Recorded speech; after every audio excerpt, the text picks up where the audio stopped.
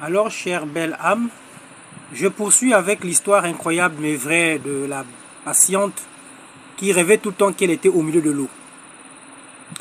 Je m'adresse au grand-père, je m'adresse aux grand-mères, je m'adresse au père, à une maman, à un oncle, à une tante, à un frère et sœur. Ce que vous voyez que les blancs font, construire, moderniser, inventer, les noirs peuvent le faire. Dieu, ce même Dieu qui a béni les blancs, qui les a donné l'intelligence de créer, a donné aussi aux enfants noirs la même intelligence de créer, de fabriquer.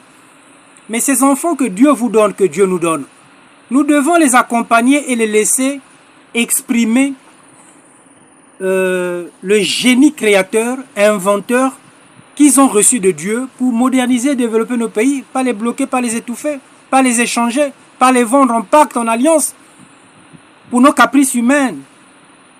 Et nous sommes obligés de vous dire la vérité à un moment donné. Après demain, vous allez dire que non, les hommes de Dieu, ou certains divisent les familles. Comment une personne est maintenue pendant 40 ans dans l'eau, croyant qu'elle a un génie de l'eau alors que c'est une prison. Donc voilà, la grand-mère en question, physiquement, elle est morte. Elle n'a pas détaché la petite fille.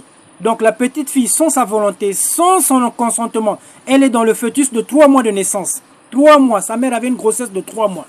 Jusqu'à la naissance, la grand-mère a fait le deal avec le génie de l'eau, le pacte de mariage. Donc, le génie a pris son alliance, sa bague d'alliance, il a fait porter à cette jeune fille. Donc, quand elle est née, elle était déjà mariée. Et même le pauvre homme qui a accepté ou qui vit avec cette dame souffre. Il ne prospère pas dans les affaires parce que ce génie le combat. Parce que cette femme lui appartient par un pacte spirituel. Mais j'ai fait comprendre à ce génie, nous avons discuté ensemble, je lui ai fait comprendre que si ce mariage était le consentement de ma patiente, en ce moment-là, je n'aurais rien dit, c'est normal. Mais ce mariage a été fait à son absence, sans son consentement. Donc, selon nos lois et les lois spirituelles, elle est libre d'accepter de refuser ce mariage. Donc, dites-nous ce que tu as fait, ce que tu as demandé, tu as donné à cette grand-mère, afin que nous te le rendons, pour qu'on rompe ce mariage. Elle est libre de choisir qui elle veut.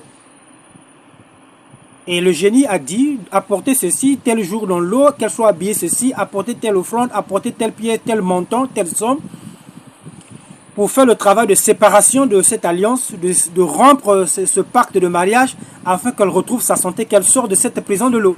Je suis apôtre, homme quêtant simpliste, je réponds au 077 86 48 52.